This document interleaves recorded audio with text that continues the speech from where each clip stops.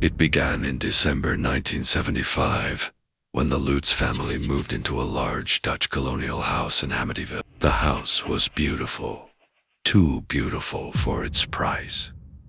There was a reason for that. Just 1 year earlier, a man named Ronald DeFeo Jr. had murdered his entire family inside those walls while they slept. 6 people, shot one by one, in their beds. Still, the Lutz family convinced themselves it was just a tragedy, not a curse. They were wrong. The first night felt off. At exactly 3:15 a.m., George Lutz woke up suddenly. No noise, no dream, just a deep, uneasy feeling as if something had pulled him out of sleep. He sat up, staring into the darkness. That time, 3:15, was when the murders had happened. He didn't know why he felt that, but from that night on, he kept waking up at the exact same time. Days passed, and the house grew colder. Not normal winter cold. This was different. No matter how high the heat was turned, George felt freezing. He began chopping firewood obsessively, feeding the fireplace like his life depended on it. His personality changed too. He became distant, irritable, angry, like something inside the house was getting inside him. Then came the smell. A thick, rotten odor would appear suddenly, like something decaying inside the walls. Kathy Lutz tried to ignore it until she saw it.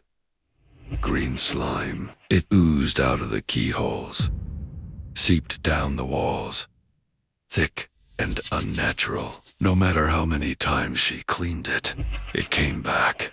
Their children began to see things. Their daughter spoke often about an imaginary friend named Jody, but Jody wasn't imaginary. She described her clearly. Glowing red eyes, sometimes appearing as a large pig, staring at her through the window at night.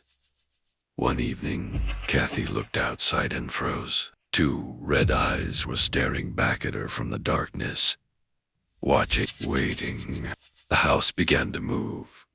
Doors slammed shut on their own. Heavy furniture shifted across rooms. Footsteps echoed in empty hallways.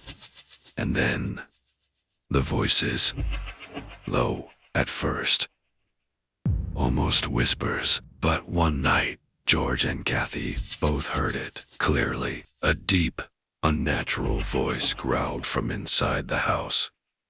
"Get out!" They called a priest to bless the home. As he sprinkled holy water in one of the bedrooms, he heard a loud voice behind him scream, "Get out!"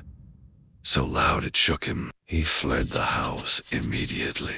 Later, he tried to warn the Lutz family, but every time he attempted to call them, the phone line filled with static or cut off completely. The final night was the worst. It was chaos. The children screamed as their beds shook violently. George claimed he saw Kathy levitating in mid. Invisible forces slammed doors and windows. The sounds of marching-like footsteps of unseen people echoed through the house. And once again, 3:15 a.m., George woke up. But this time, he wasn't himself.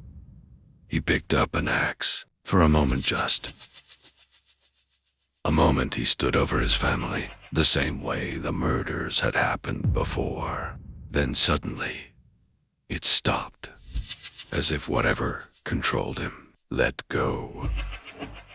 That very night, the Lutz family ran. They left everything behind: clothes, furniture, belongings. They never came back. They had lasted only 28 days in the house.